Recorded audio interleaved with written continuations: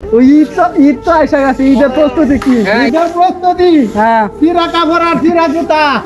এটাই এটাই তো হ্যাঁ। দেশি ভাইয়েরা কি অবস্থা, ভালো আছেন? কাজ কাম কেমন চলতেছে? আপনাদের বাড়ি সবার কোথায়? আস্তে আস্তে আস্তে আস্তে আস্তে সবার বাড়ি কি এক জায়গায়? প্রবাস জীবন কতটুকু ভালো লাগে। প্রবাস জীবন মানেই কষ্ট, কাজ করতে হবে। ওই ঈদ তো এসে গেছে, ঈদের প্রস্তুতি কি? হ্যাঁ, ঈদের প্রস্তুতি হ্যাঁ, চিরা কাপড় আর চিরা জুতা। এটাই এটাই তো হ্যাঁ। আচ্ছা, সমস্যা নাই।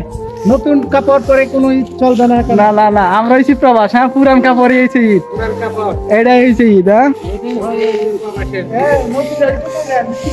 মোদির তো হয়েছে শেখ মানুষ।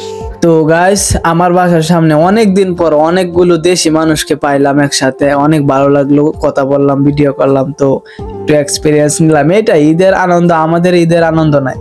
আমরা এসে কাজ করব, এটা ঈদের দিন ওই যে তাদের ঈদের জন্য ডিউটি আছে, তারা বলে যে কাজ করে।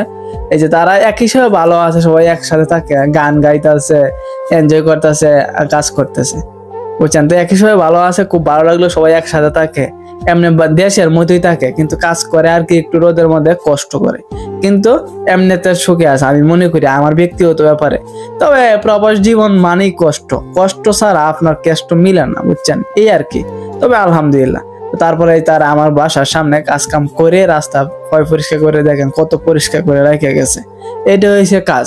কাজকে কখনো ছোট করে দেখবেন না, যে কোনো কাজ সম্মানের, এটা দিয়ে তার পরিবার চলে, ফ্যামিলি চলে।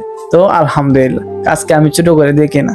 তারপরে একটু নিজেকে ভিডিও করলাম, তারা চলে গেছে, এটাই। সবাই দোয়া করবেন আমাদের জন্য, আমাদের প্রতিটা প্রবাসীর জন্য। সবাইকে ধন্যবাদ।